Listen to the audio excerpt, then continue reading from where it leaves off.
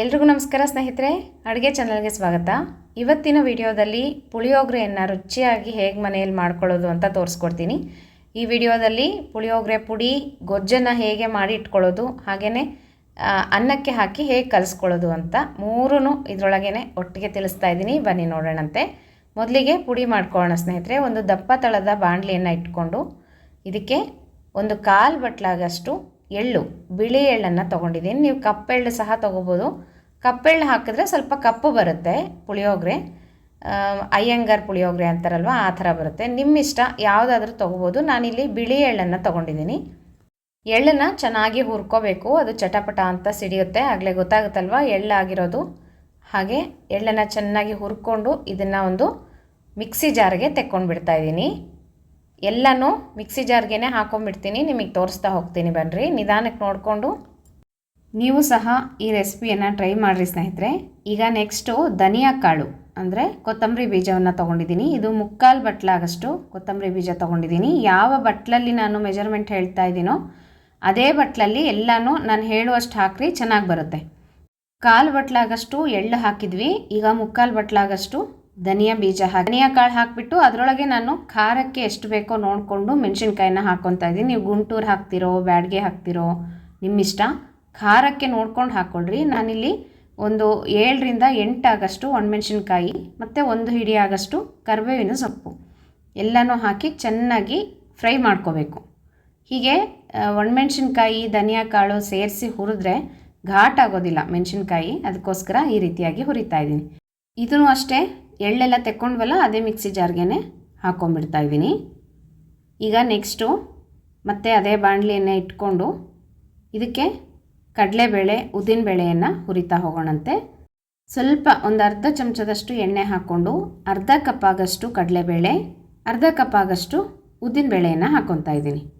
ಇದೆರಡೂ ಚೆನ್ನಾಗಿ ಕೆಂಪಗೆ ಹುರ್ಕೋಬೇಕು. ಮತ್ತು ಇದಕ್ಕೆ ಒಂದು 10ರಿಂದ 12 ಆಗಷ್ಟು ಕಾಳು ಮೆಣಸು, 2 ದೊಡ್ಡ ಚಮಚದಷ್ಟು ಜೀರಿಗೆ ಅಥವಾ ಒಂದು 1/4 ಬಟ್ಲಾಗಷ್ಟು ಜೀರಿಗೆ ಅಂದರೂ ನಡೆಯುತ್ತೆ. ಜೀರಿಗೆ ಚೆನ್ನಾಗಿ ಹಾಕಬೇಕು, ಮೆಣಸು ಕಡಿಮೆ ಹಾಕಬೇಕು. ನಂತರ ಇದಕ್ಕೆ ಒಂದು ಸ್ವಲ್ಪ ಒಣಕೊಬ್ಬರಿ, ಒಂದು ಸಣ್ಣ ಬಟ್ಲಾಗಷ್ಟು ಒಣಕೊಬ್ಬರಿಯನ್ನು ತೆಳ್ಳಗೆ ಹೆಚ್ಕೊಂಡಿದ್ದೀನಿ. ನೀವು ತುರಿದು ಸಹ ಹಾಕೋಬೋದು. ಎಲ್ಲನೂ ಚೆನ್ನಾಗಿ ಹುರಿತಾ ಇದ್ದೀನಿ. ಕಡಲೆಬೇಳೆ, ಉದ್ದಿನಬೇಳೆ, ಜೀರಿಗೆ, ಮೆಣಸು ಮತ್ತು ಒಣಕೊಬ್ಬರಿ ಇದಿಷ್ಟನ್ನು ಕೆಂಪಗೆ ಚೆನ್ನಾಗಿ ಹುರ್ಕೋಬೇಕು.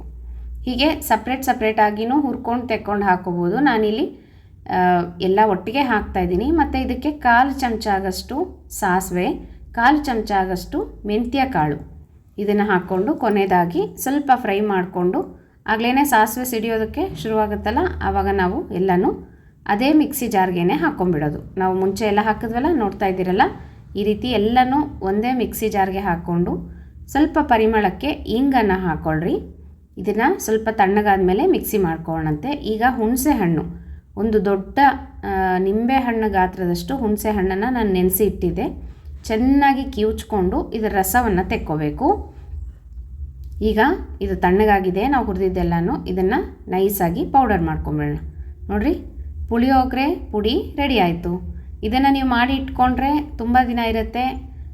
ಯಾವಾಗಾದರೂ ನಾವು ಗೊಜ್ಜು ಮಾಡಿಕೊಂಡು ಪುಳಿಯೋಗರೆಯನ್ನು ಕಲಿಸ್ಕೋಬೋದು. ಅಥವಾ ಈ ನಾವು ಅವಲಕ್ಕಿ ಮಾಡ್ತೀವಲ್ವ, ಗೊಜ್ಜು ಅವಲಕ್ಕಿ, ಅದಕ್ಕೂ ಸಹ ಈ ಪುಡಿಯನ್ನು ಬಳಸ್ಕೋಬೋದು. ಚೆನ್ನಾಗಿರುತ್ತೆ, ಸಾರಿನ ಪುಡಿ ಥರನೇ, ಆದರೆ ಸ್ವಲ್ಪ ಎಳ್ಳು ಹಾಕಿರ್ತೀವಿ, ಡಿಫ್ರೆಂಟ್ ಆಗಿರುತ್ತೆ. ಒಣಕೊಬ್ಬರಿ ಎಳ್ಳು ಎಲ್ಲನೂ ಘಮ್ ಅಂತ ಪರಿಮಳ ಬರ್ತಾ ಇರುತ್ತೆ, ತುಂಬ ಚೆನ್ನಾಗಿರುತ್ತೆ.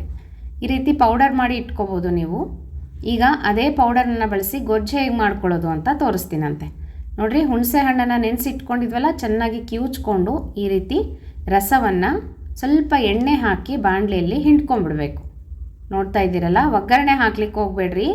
ಒಗ್ಗರಣೆ ಹಾಕಿ ನಾವು ಗೊಜ್ಜು ಮಾಡ್ಕೊಂಬಿಟ್ರೆ ಕಡಲೆಬೇಳೆ ಉದ್ದಿನಬೇಳೆ ಅದೆಲ್ಲನೂ ಮೆತ್ತಗಾಗ್ಬಿಡುತ್ತೆ, ತುಂಬ ದಿನ ಇಡೋದಕ್ಕೆ ಬರೋದಿಲ್ಲ. ಫ್ರಿಜ್ಜಲ್ಲಿ ಇಟ್ಟರೂ ಸಹ ವಾಸನೆ ಬಂದುಬಿಡುತ್ತೆ. ಈ ರೀತಿಯಾಗಿ ಗೊಜ್ಜು ಮಾಡಿ ನೀವು ಎಷ್ಟು ದಿನ ಬೇಕಾದರೂ ನೀವು ಫ್ರಿಜ್ಜಲ್ಲಿ ಇಟ್ಕೊಂಡು ತಿನ್ಬೋದು, ಏನೂ ಆಗಲ್ಲ. ಸ್ವಲ್ಪ ಎಣ್ಣೆ ಹಾಕಿ ಹುಣಸೆ ಹುಳಿಯನ್ನು ಹಿಂಡ್ಕೊಂಡು ಅದಕ್ಕೆ ರುಚಿಗೆ ತಕ್ಕಷ್ಟು ಬೆಲ್ಲವನ್ನು ಹಾಕಬೇಕು, ಆಯಿತಾ. ನಾನಿಲ್ಲಿ ಒಂದು ದೊಡ್ಡ ಕರಣೆ ಆಗಷ್ಟು ಬೆಲ್ಲವನ್ನು ಹಾಕಿದ್ದೀನಿ.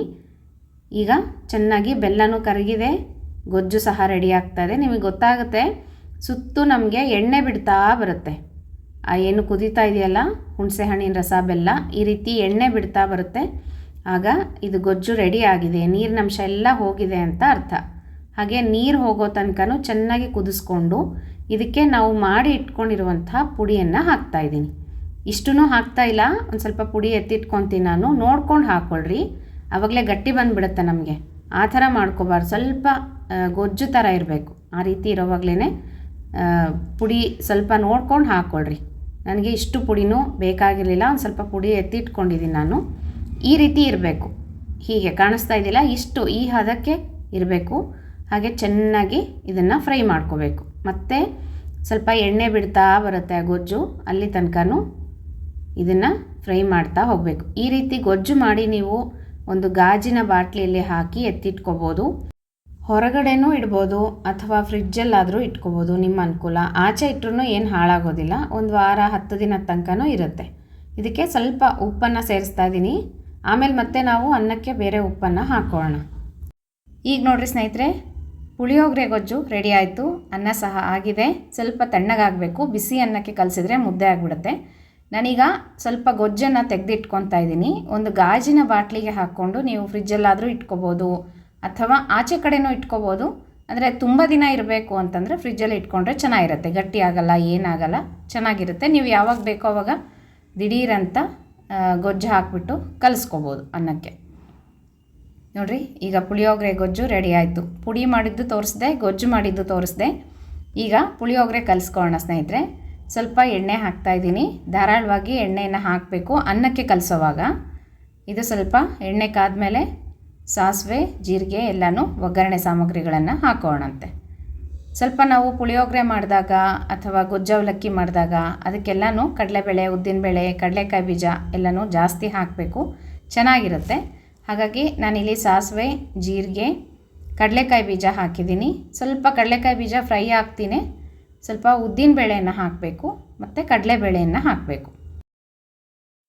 ಪುಳಿಯೋಗರೆ ಮತ್ತು ವಾಂಗಿಬಾತು ಈ ಥರದ್ದು ಅವಾಗವಾಗ ಮಾಡ್ಕೊತಾ ಇರಬೇಕು ಸ್ನೇಹಿತರೆ. ದಿನನಿತ್ಯ ಒಂದೇ ಥರ ಅಡುಗೆ ಅಂದರೆ ಬೇಜಾರಾಗುತ್ತೆ. ಒಪ್ಪತ್ತು ಮಾಡಿದಾಗ ಶನಿವಾರದ ದಿನ ಆ ಥರ ಯಾವತ್ತು ಒಪ್ಪತ್ತು ಮಾಡ್ತಿರೋ ಅವತ್ತು ಬೇಳೆ ಇಡ್ದೇ ಸುಮ್ಮನೆ ಹಾಗೆ ಈ ಥರ ಪುಳಿಯೋಗರೆ ಗೊಜ್ಜು ಮಾಡಿ ಇಟ್ಕೊಂಡ್ರೆ ದಿಢೀರಂತ ನಾವು ಪುಳಿಯೋಗರೆಯನ್ನು ಮಾಡ್ಕೋಬೋದು. ನೋಡಿರಿ, ಒಗ್ಗರಣೆಗೆಲ್ಲ ಹಾಕಿದ್ದೀನಿ. ಒಂದು ಒಣಮೆಣ್ಸಿನ್ಕಾಯಿನ ಮುರಿದು ಹಾಕಿದ್ದೀನಿ. ಕರ್ಬೇವಿನ ಸೊಪ್ಪು, ಸ್ವಲ್ಪ ಇಂಗು ಹಾಕ್ಕೊಂಡು ಚೆನ್ನಾಗಿ ಅರಿಶಿನ ಪುಡಿ ಹಾಕಬೇಕು, ಕಲರ್ ಚೆನ್ನಾಗಿ ಬರುತ್ತೆ. ಹೀಗೆ ಎಲ್ಲನೂ ಫ್ರೈ ಆದಮೇಲೆ, ಒಗ್ಗರಣೆ ರೆಡಿ ಆದಮೇಲೆ ಇದಕ್ಕೆ ನಾವು ಗೊಜ್ಜೇನು ಮಾಡಿ ಇಟ್ಕೊಂಡಿದ್ವಲ್ಲ ಆ ಗೊಜ್ಜನ್ನು ಹಾಕೋಬೇಕು. ನೀವು ಅನ್ನಕ್ಕೆ ಎಷ್ಟು ಬೇಕೋ ನೋಡಿಕೊಂಡು ಹಾಕ್ಕೊಳ್ರಿ. ನಾನಿಲ್ಲಿ ಇದಕ್ಕೆ 1-2 ಚಮಚದಷ್ಟು, ದೊಡ್ಡ ಚಮಚದಷ್ಟು ಗೊಜ್ಜನ್ನು ಹಾಕ್ತಾಯಿದ್ದೀನಿ, ಪುಳಿಯೋಗರೆ ಗೊಜ್ಜನ್ನು. ಕೆಲವರು ಪೌಡರ್ ಮಾಡಿ ಇಟ್ಕೊಂಡಿರ್ತಾರೆ, ಆಮೇಲೆ ಗೊಜ್ಜು ಮಾಡಿಕೊಂಡು ಇನ್ಸ್ಟೆಂಟಾಗಿ ಪುಳಿಯೋಗರೆಯನ್ನು ಮಾಡ್ತಾರೆ, ಹಾಗೂ ಮಾಡ್ಬೋದು. ಈ ರೀತಿಯಾಗಿ ಒಗ್ಗರಣೆ ಮಾಡಿಕೊಂಡು ಹುಣಸೆಹಣ್ಣಿನ ಗೊಜ್ಜನ್ನು ಹಾಕ್ಕೊಂಡು ಮತ್ತು ನಾವೇನು ಪುಳಿಯೋಗರೆ ಪೌಡರ್ ಮಾಡಿದ್ವಲ್ಲ ಅದನ್ನು ಹಾಕ್ಕೊಂಡು ಸಹ ಗೊಜ್ಜು ರೆಡಿ ಮಾಡ್ಕೋಬೋದು ಆವಾಗಿಂದವಾಗಲೇ. ನೀವು ಬೇಕಂದರೆ ಪುಡಿ ಆದರೂ ಮಾಡಿಟ್ಕೊಳ್ರಿ, ಗೊಜ್ಜಾದರೂ ಮಾಡಿಟ್ಕೊಳ್ರಿ, ನಿಮ್ಮ ಅನುಕೂಲ ಸ್ನೇಹಿತರೆ. ನೋಡಿರಿ, ಇದಕ್ಕೆ ಒಗ್ಗರಣೆಗೆ ಸ್ವಲ್ಪ ಗೊಜ್ಜು ಹಾಕ್ಕೊಂಡೆ ನಾನು, ಪುಳಿಯೋಗರೆ ಗೊಜ್ಜು. ಇದನ್ನು ಚೆನ್ನಾಗಿ ಈ ರೀತಿ ಒಂದು ಸಲ ಫ್ರೈ ಮಾಡ್ಕೊಂಬಿಟ್ರೆ ಎಲ್ಲನೂ ಹೊಂದ್ಕೊಳ್ಳುತ್ತೆ ಒಗ್ಗರಣೆಗೆ. ಆಮೇಲೆ ಅನ್ನ ಹಾಕ್ಕೊಂಡು ರುಚಿಗೆ ತಕ್ಕಷ್ಟು ಉಪ್ಪು ಹಾಕ್ಕೊಂಡು ಕಲಿಸ್ಕೊಂಬಿಟ್ರೆ ಪುಳಿಯೋಗರೆ ರೆಡಿ ಆಗುತ್ತೆ. ತುಂಬ ರುಚಿ ಇರುತ್ತೆ, ಘಮ ಘಮ ಅಂತ ಇರುತ್ತೆ. ಮನೆಯಲ್ಲಿ ಮಾಡಿದಂಥ ಪುಳಿಯೋಗರೆ ತುಂಬ ರುಚಿ ಸ್ನೇಹಿತರೆ. ನಾನಿವತ್ತು ಪುಳಿಯೋಗರೆ ಮಾಡಿದ್ದೆ. ಶನಿವಾರ ಅಲ್ವಾ, ಒಪ್ಪತ್ತು ಮತ್ತು ರಾತ್ರಿಗೆ ಏನಾದರೂ ತಿಂಡಿ ಮಾಡ್ಕೊಳ್ಳೋಣ ಅಂತ ಹೇಳ್ಬಿಟ್ಟು ನಿಮಗೂ ಸಹ ತೋರಿಸ್ದಂಗೆ ಆಗುತ್ತೆ. ನೀವು ಸಹ ಟ್ರೈ ಮಾಡಿರಿ. ರುಚಿ ಹೇಗಿತ್ತು ಮನೆಯಲ್ಲಿ ಮಾಡಿದಂಥ ಪುಳಿಯೋಗರೆ ಅಂತ ನನಗೆ ಕಮೆಂಟ್ ಮಾಡಿ ತಿಳಿಸೋದು ಮರಿಬೇಡ್ರಿ. ಮತ್ತು ಒಳ್ಳೆ ರುಚಿಯಾದಂಥ ಅಡುಗೆ ಒಟ್ಟಿಗೆ ನಿಮ್ಮ ಮುಂದೆ ಬರ್ತೀನಿ ಸ್ನೇಹಿತರೆ. ಮತ್ತೆ ಸಿಗೋಣಂತೆ. ನಮಸ್ಕಾರ.